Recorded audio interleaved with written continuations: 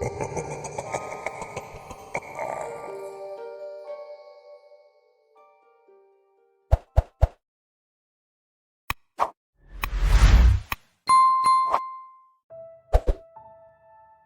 am a park ranger out in Nevada. There was an old, abandoned mining town that sat a ways off the main road. The Park Service had claimed it a while back, but people were not encouraged to visit there. In fact, it was plainly marked with signs that said, off limits, no entering, danger. Hell, about the only thing they didn't do was build a moat around the place. Sometimes I wonder if they should. Some people need to learn to read or listen, one of the two, because it seemed like I was always chasing people out of there. They'd look at me like I was crazy, but every one of them would spray gravel as they hauled ass after I'd tell them the story. I'm not supposed to tell the story. I've been warned many times, even threatened with much worse than the unemployment line. I guess maybe I need to learn how to listen too, but it was the best way to make sure people left and never came back. I'm tired of being told to keep my mouth shut. I'm tired that nothing's been done about it. We rangers are supposed to just go about our jobs and pretend it never happened. Well, I believe that's the best and quickest way for it to happen again, and I never want it to happen again. It was a while ago. That's my way of saying I forget how long ago it was, but the memory's still fresh enough to tell. It was back when even I was unsure why the town was off limits. I'd heard old wives' tales and urban legends, but no one would ever commit to anything concrete. I asked around once and was told that I was better off not knowing. The old rangers would just tell me to mind my business and stay out of town, but something about it always intrigued me. I was never good at blindly following orders, so as often as I could, I'd find some excuse to drive past it. On that day, it was a good thing I did, or a bad thing, depending on how you look at it. I noticed a small mobile home parked at the edge of the town. I knew it hadn't been there the day before. I pulled up behind it and got out of my truck. I scanned the area around and didn't see anything moving, that the wind wasn't blowing. I walked around the vehicle and it seemed to be in good shape. None of the tires were flat. There seemed to be no good reason for them sitting there unless they were sightseeing. I peeked in the windshield but couldn't see anyone, so I went to the side door and knocked. "Park Ranger," I said. "Anybody in there?" The wind whistling was my only answer. I knocked again. "Park Ranger, is everyone alright?" No answer. I pulled on the door latch and it opened. "I'm coming in," I said. "Just need to check to make sure everyone's okay." I pulled the door open and stepped inside. Unconsciously, I rested my hand on my sidearm. I closed the door behind me, leaving the wind outside. I looked around the camper and found plenty of food and supplies. They seemed to be well stocked for a trip. I stepped back toward the bedroom, keeping an ear open for anything. It was eerily silent. The only thing I could hear was the sound of my boots on the linoleum as I headed back the short hallway. It wasn't a long walk until I got there. The bedroom was clean and the bed had been made. I opened a few drawers and found clothes for a man and a woman. There was no sign of a struggle, so I went back out to the kitchen, stopping to open the bathroom door and find 2 kids' toothbrushes and toothpaste sitting on the sink. Just like the bedroom, everything seemed to be in its place. I noticed the hand towel holder was empty. I looked on the floor to see if it had fallen, but the towel was just gone. I shrugged it off and went back out to the kitchen. The table was still folded down into a bed, as these smaller models were known for. Scanning around, I was hard-pressed to find anything out of the ordinary, except for the fact that no one was there. I stepped outside and the sun had disappeared. It would be dark soon. I looked around, but didn't see anyone. It was as if they parked the camper at the edge of town and went for a walk.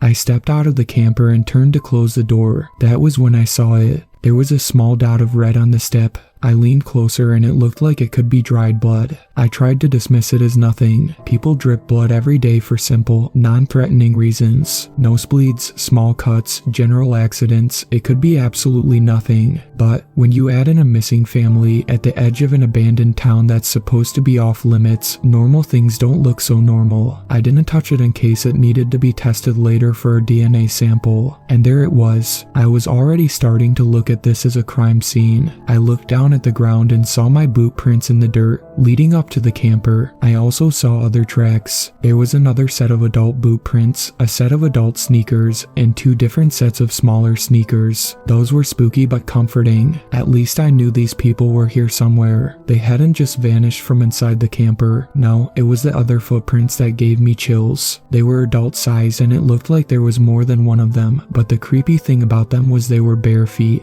I couldn't imagine anyone who lived in the area being stupid enough to walk around the desert in their bare feet. Aside from the different types of scorpions, there were also snakes, spiders, and lizards, just to name a few. It was becoming more likely that I would find this family dead from stupidity. I followed the barefoot tracks and they seemed to lead around the corner of the camper. In fact, they did several laps around the camper with frequent stops where the feet were pointed toward the camper as if looking inside. That's when it hit me like a ton of bricks. This family had been stalked. I stepped in a wider circle so I wouldn't disturb the footprints. It became more apparent by the minute that this was a crime scene. I pulled out my radio to call in my position and request backup or police, but my radio was strangely silent. It didn't even click when I released the talk button. The light was lit, so I knew the battery was charged. It just wasn't transmitting. The smart thing to do just then would have been to get in my truck and drive to the station to report what was happening. I took one step toward the truck.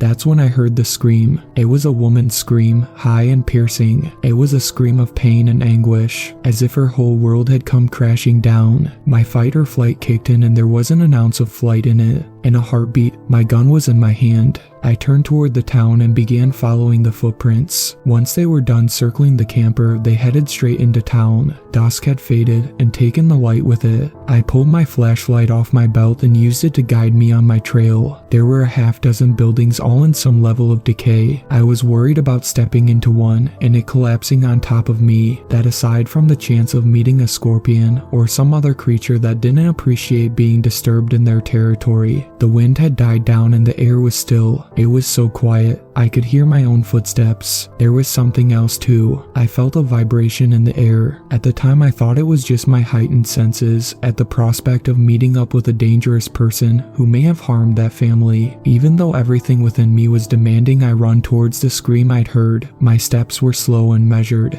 I needed more input. I needed to know how many people I was dealing with. I needed to identify threats and if I would be able to deal with this without becoming a victim myself.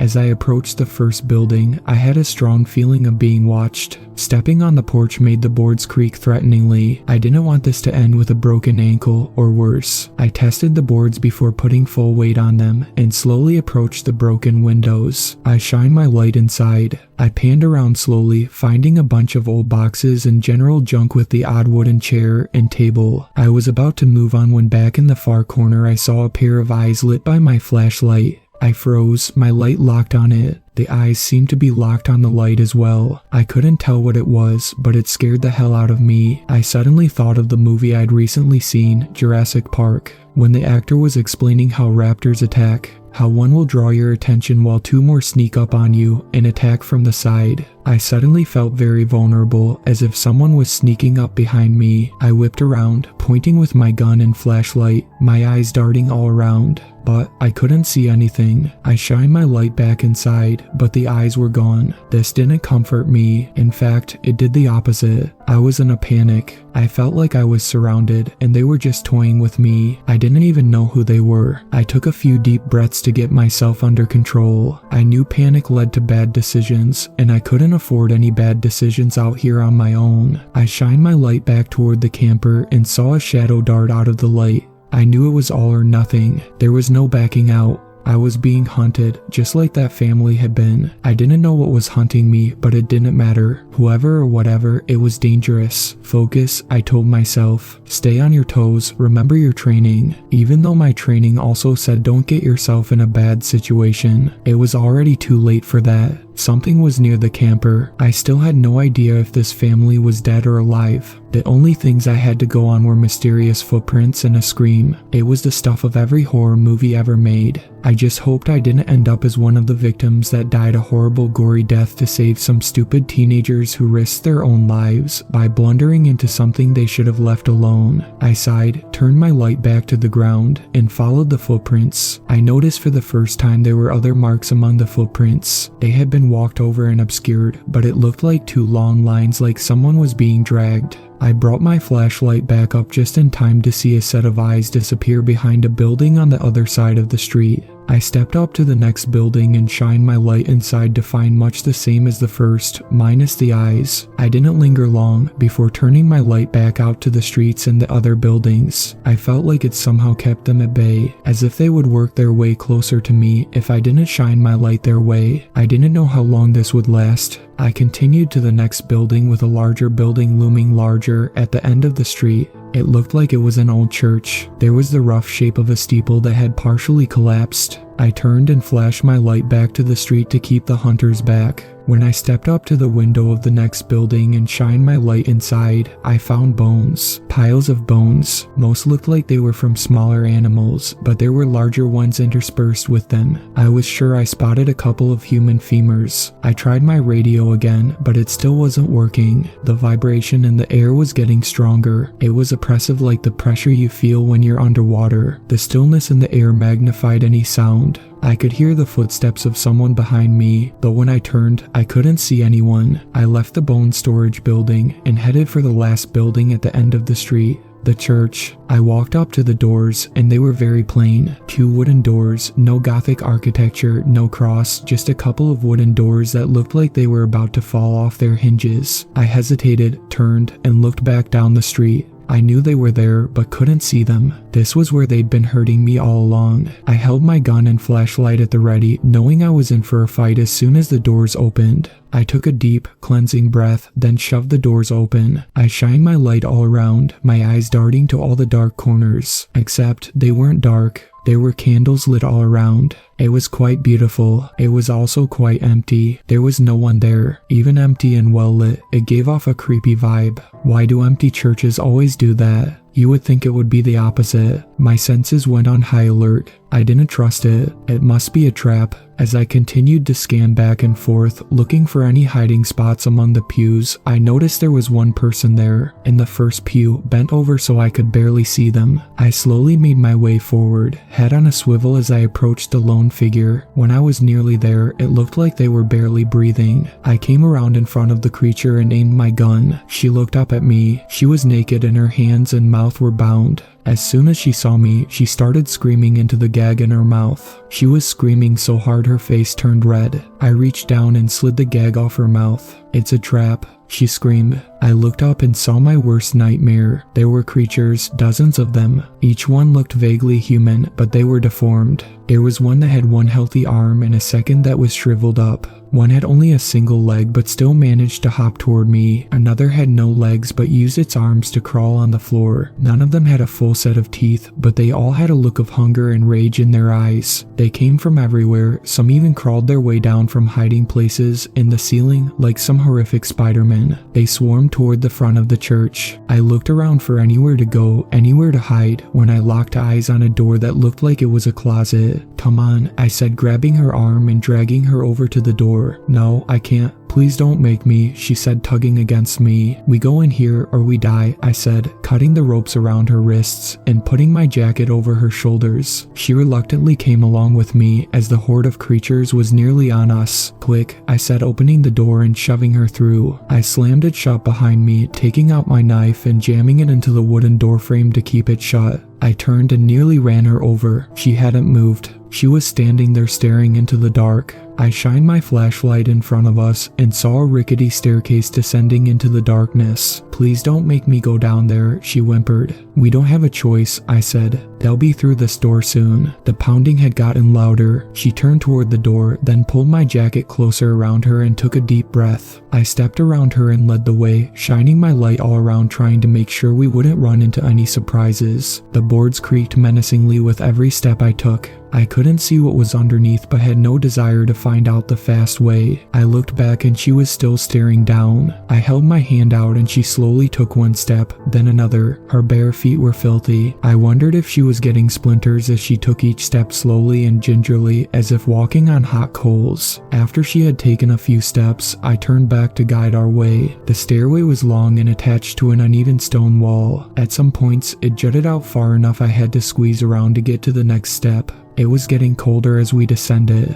I started missing my jacket but knew she needed it more. The spiderwebs weren't helping my anxiety either. I wondered if they were made by the deadly breed. I glanced back and saw she was still working her way down the stairs. When I looked forward again, there was a creature coming up the stairs toward me. I didn't think, just reacted. I barely had the gun pointed until I fired. The creature fell back with shock frozen on its face and tumbled down the stairs. I instantly regretted my action as my ears were already ringing from the gunshot in such an enclosed place. I turned around to check on her, but she was curled up in the fetal position sitting on a step, ears covered, rocking back and forth. "It's okay," I tried to say, but my voice sounded strange. "I guess temporary deafness will do that." At least I hoped it was temporary. She didn't look at me. I was unsure if she had heard me, so I touched her shoulder and she immediately recoiled and climbed several stairs, backing away. I bent down to her. "Look, I know you're scared. I would be too, but if we're going to get out of this, we have to do it together. If I'm going to have to check on you every few steps, we'll be helpless if another one of those things attacks. I don't want to go down there," she stammered. I looked ahead and then back at her. "We have no choice." I turned and started down the stairs again. After around a dozen steps, I turned to see she had stood and was slowly making her way down again. I kept going until I made it to the bottom and kicked the corpse of the creature out of our way. I looked around but there wasn't much to see. It was a passageway made of the same rough-cut rock walls and a dirt floor. I turned to see her make it to the last step. Her eyes were wide with fear. I could only imagine what she had already been through. She looked away as she stepped past the corpse. I decided to make a little conversation as we walked down the endless passageway to get her to focus on something other than our situation. "You're from the camper, aren't you?" I said. She nodded absently as she stared at the floor. "Were you going on vacation?" Another nod. I saw the kids' toothbrushes on the bathroom sink. "How many kids do you have?" Her eyes glazed over. "2 boys. And your husband is with you." She nodded. "Where were you headed?" "Vegas." "What made you stop here?" The kids wanted to see the abandoned town. Tears streamed down her dirty cheeks, making lines on her face. "Would you like me to stop talking?" She nodded. We continued forward in silence. The chill of the place made me shiver, but not just because of the temperature. The thought of being attacked at any moment was more than keeping me on my toes. It was wearing on my nerves. After some distance, we came to an opening that stretched out into a full room. She stopped and stared.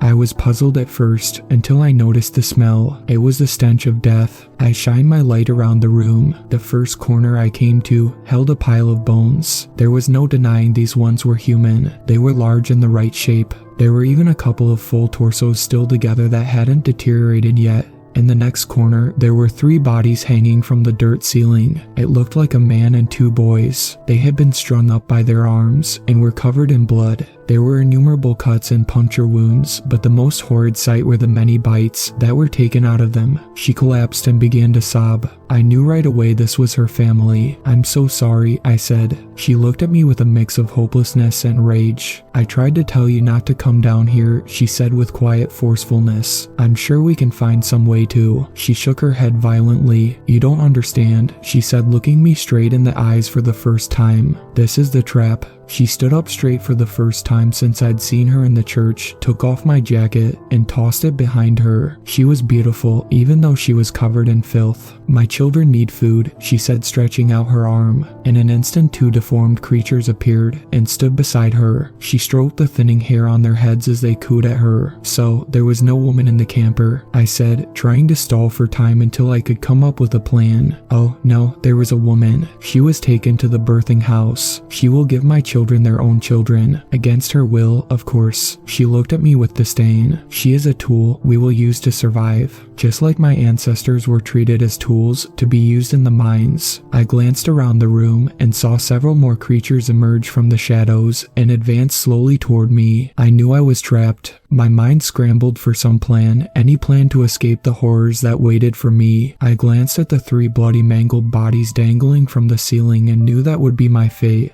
I made my decision and didn't hesitate to implement it. In a flash, I drew my pistol and shot her in the forehead. The sound was still echoing when I started to run back to the passageway I had come from. I hoped that the shock of seeing their mother die would give me a head start before the horde of creatures hunted me down and tore me to shreds. Time seemed to move in slow motion. I felt like I was running underwater. Every move, every step seemed incredibly slow. I knew they would catch me. There was no doubt in my mind. It was only a matter of time. The only thing that kept me from giving up was the sheer will to live. I swung the flashlight as I ran, making shadows jump and fly around. I arrived at the bottom of the stairs much sooner than I thought possible and threw myself up them 2 at a time, praying that I didn't trip. The horde was hot on my heels. I could hear them getting closer. The grunts and snarls spurred me on even faster. I felt something brush against my heel and knew I had to act. I didn't bother to look back. I fired 2 shots into the closest one. I heard the inhuman scream and the sound of falling bodies. I risked a glance back to see them all tumbling down the stairs. I breathed a sigh of relief as I reached the door and struggled to pry my knife out of the wood.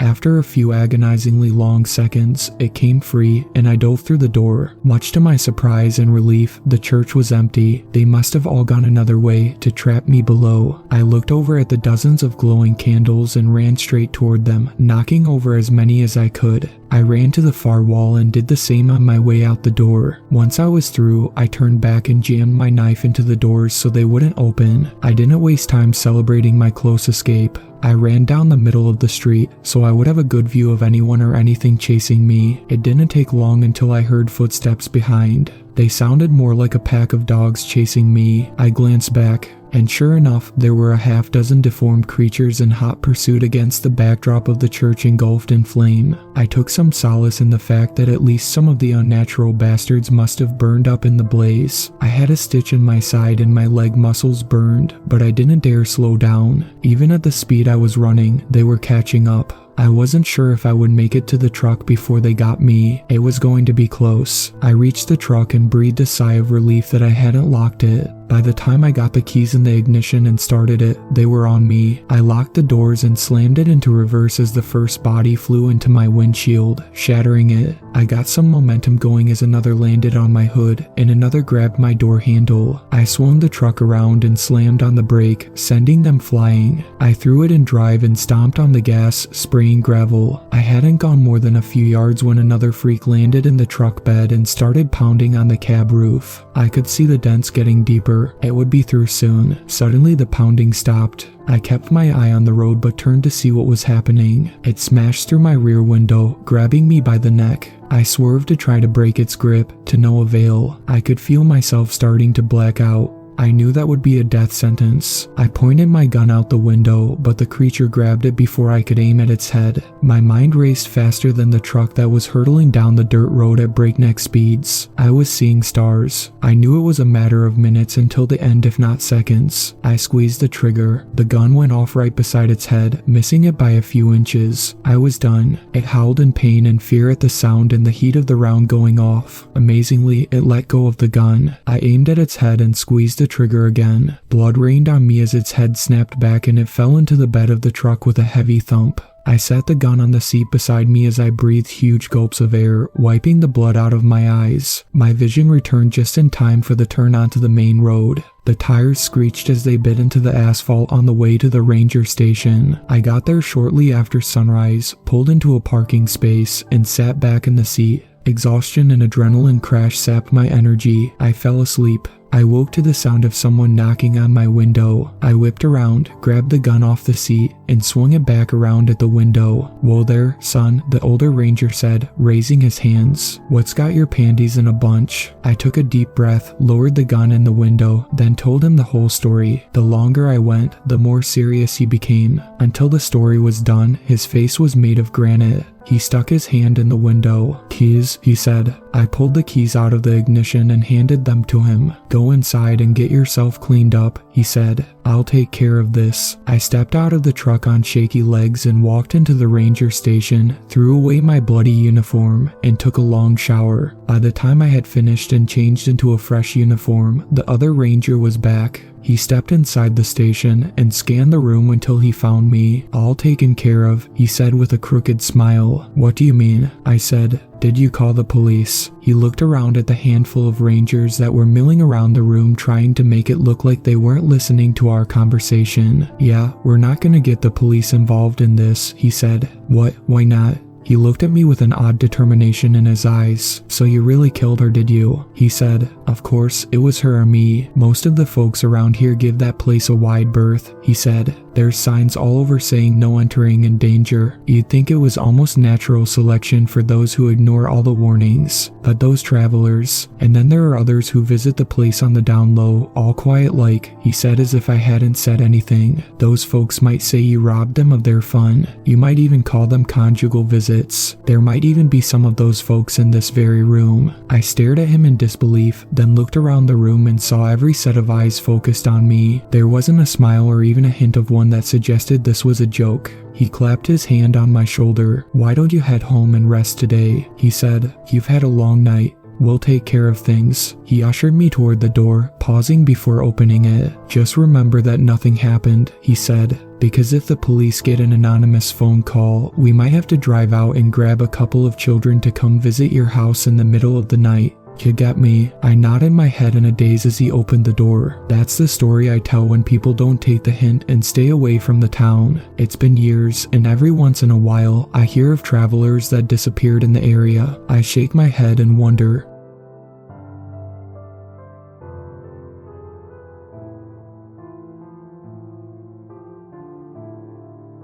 Thank you to my superfans, Sweet Black Swan, Tacy, and Brooklyn. I really appreciate you guys supporting my channel, and I look forward to making more content for everyone.